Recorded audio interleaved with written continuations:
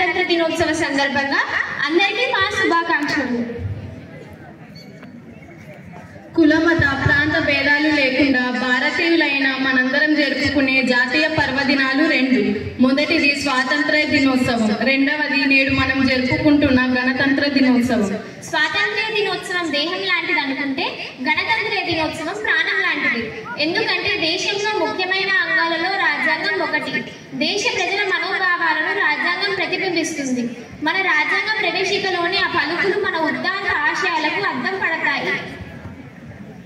భారత ప్రజలమైన మేము మా దేశాన్ని సర్వసత్తాక సామ్యవాద లౌకిక ప్రజాస్వామ్య గణతంత్ర రాజ్యాంగ నిర్మించుకొని సాంఘిక ఆర్థిక రాజకీయ న్యాయాన్ని ఆలోచన భావ ప్రకటన విశ్వాసం ధర్మం ఆరాధనలలో స్వాతంత్ర్యాన్ని అంతస్తులలో సేవ చేకూర్చడానికి వ్యక్తి గౌరవాన్ని జాతీయ సమైక్యతను సంరక్షించడానికి 1949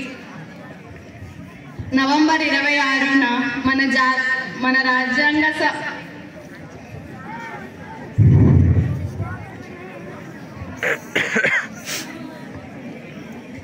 మన రాజ్యాంగ పరిషత్తులో ఎంపిక చేసుకొని శాసనంగా రూపొందించుకున్న ఈ రాజ్యాంగాన్ని మాకు మేము ఇచ్చుకున్నాము. ఈ పలుకుల ద్వారా మన ఉద్దాంత ఆశయాలు ఏమిటి, పౌరులమైన మనం ఎలా జీవించాలో తెలుస్తుంది. ఈ సందర్భంగా మాకు తెలిసిన నగ్న రాజ్యాంగ విషయాలను మీకు వివరిస్తాము. ప్రపంచంలోనే అతిపెద్ద లిఖిత రాజ్యాంగాలలో ఒకటైన మన రాజ్యాంగం కొన్ని ఉదాంత భావాలను ఇతర రాజ్యాంగాల నుంచి గ్రహించింది.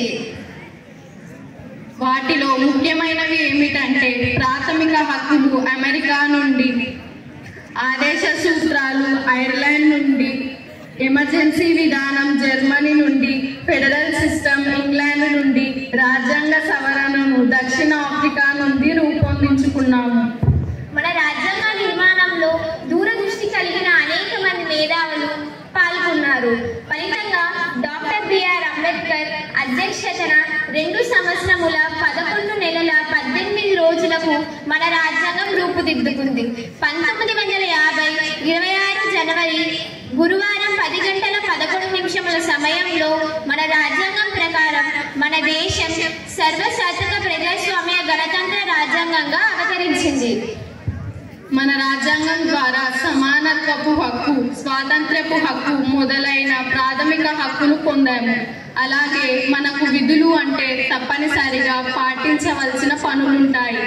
అవి జాతీయ పతాకాన్ని జాతీయ గీతాన్ని గౌరవించటం, కోరినప్పుడు దేశ రక్షణ చేయటం మొదలైనవి మనం చేయవలసిన పనులు. మన విధులు అంటే పౌరులమైన మన అందరం హక్కులతో పాటు బాధ్యతలను కూడా నెరవేరుస్తూ బతకాలని అర్థం.